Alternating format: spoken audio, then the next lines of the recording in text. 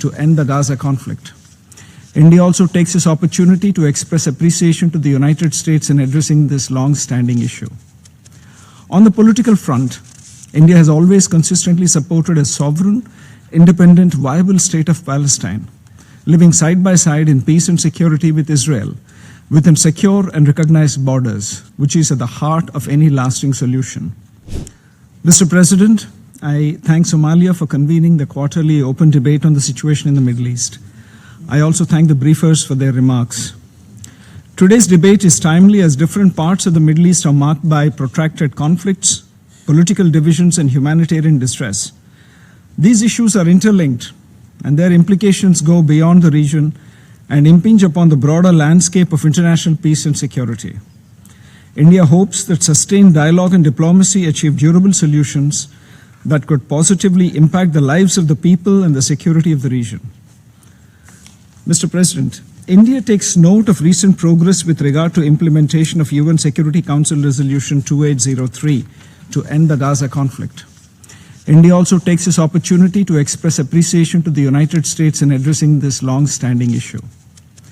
On the political front, India has always consistently supported a sovereign, independent, viable state of Palestine, living side by side in peace and security with Israel, within secure and recognized borders, which is at the heart of any lasting solution. In pursuit of its commitment, India became the first non-Arab country to recognize the state of Palestine in 1988. India has advocated that the means to achieve this end is through dialogue and diplomacy. The reconstruction and economic recovery of Gaza and the resumption of delivery of public services and humanitarian assistance is a Herculean task, calling for sustained support and commitment of the international community to alleviate the pain and suffering of the Palestinian brothers and sisters.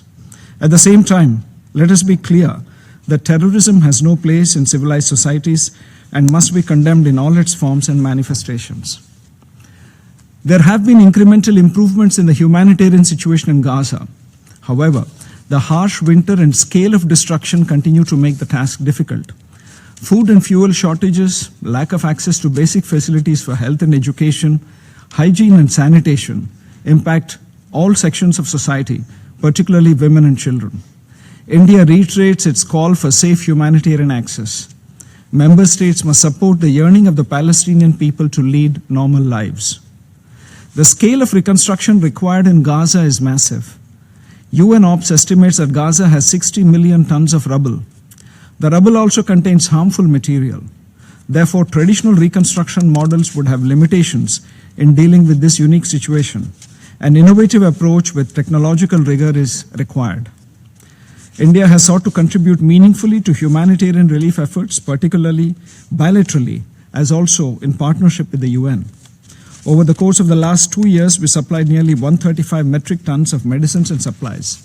There are ongoing Indian projects at various stages of implementation to the tune of $40 million. In cumulative terms, the extent of support to the Palestinian people currently stands at over $170 million. Mr. President, on Syria, political security and humanitarian dimensions must be considered in their interrelation. We support a Syrian-led and Syrian-owned political process that meets the legitimate aspirations of the Syrian people, in line with UN Security Council Resolution 2254. India remains fully committed to assisting the friendly people of Syria through provision of humanitarian support and supplies and capacity building. As the third largest contributor to UNDOF, Indian peacekeepers have demonstrated the will and determination in carrying out its mandate.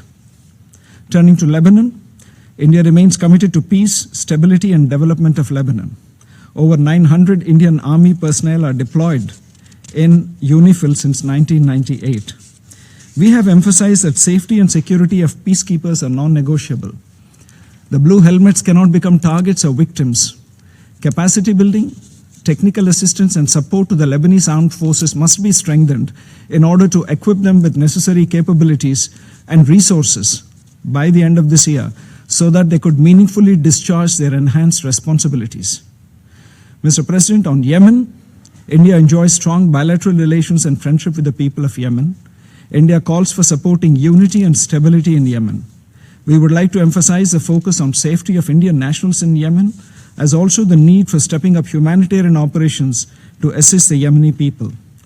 Our assistance of medicines, medical equipment, vaccines, and food supplies, along with capacity building and educational scholarships, have helped alleviate the hardships faced by the Yemeni people. In closing, India believes that the challenges facing the Middle East are interconnected and require comprehensive, inclusive, and sustained diplomatic engagement and humanitarian support. Guided by dialogue, diplomacy, and the spirit of international cooperation, India stands ready to work with all partners to promote peace, stability, and humanitarian relief in the region.